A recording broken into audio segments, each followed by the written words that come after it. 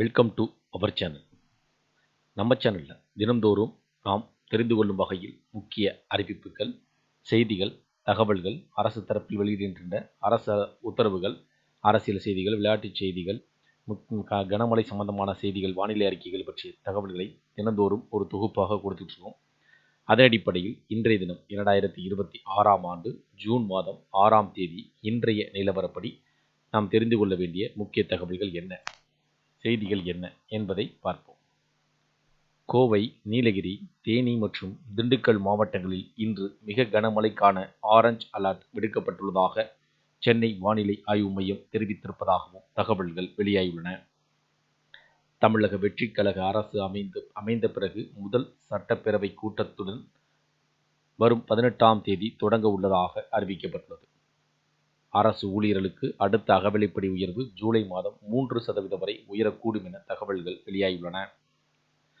அரசு ஊழியர்கள் மதிய உணவு நேரங்களில் வீட்டிற்கு செல்வதை தவிர்த்து உணவை அலுவலகத்திற்கே கொண்டு வர வேண்டும் என புதுச்சேரி அரசு உத்தரவிட்டுள்ளது. பெங்களூரு மேம்பாட்டு துறை வழங்காமல் புறக்கணிக்கப்பட்டதில் அதிருப்தி அடைந்த அமைச்சர் ராமலிங்க ரெட்டி பதவியேற்ற 2 நாட்களில் அமைச்சர் பதவியை ராஜினாமா செய்து கடிதத்தை முதல்வர் சிவக்குமாருக்கு அனுப்பியுள்ளதாக தகவல்கள் வெளியாகியுள்ளன.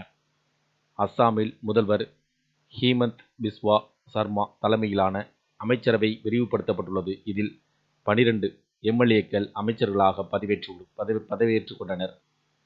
மேற்கு வங்க சட்டமன்ற உறுப்பினர்கள் திரிணாமுல் காங்கிரஸ் தோல்வியடைந்த நிலையில் அக்கட்சியின் 58 எம்எல்ஏக்கள் பிரிந்து ஒரு அணியாக செயல்பட தொடங்கியுள்ளது.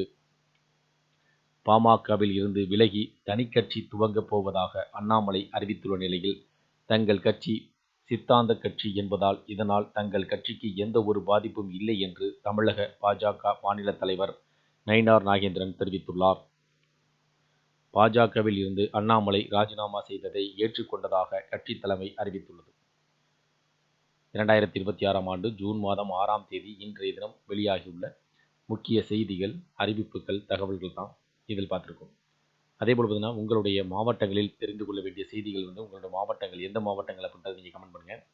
அந்த மாவட்டத்தில் பார்த்தீங்கன்னா குறிப்பாக அங்கு தெரிந்து கொள்ளக்கூடிய, அதாவது நம்மளுடைய இருக்கக்கூடிய என்னென்ன மாவட்டங்களில் எந்தெந்த முக்கிய செய்திகள், வேலைவாய்ப்பு செய்திகள், அதேபோல் பார்த்தீங்கன்னா புதிய திட்டங்கள் பற்றிய செய்திகள் எதுவும் வந்தால் தொகுப்புகளை தொடர்ந்து நாங்கள் அப்டேட் பண்ணுறோம்.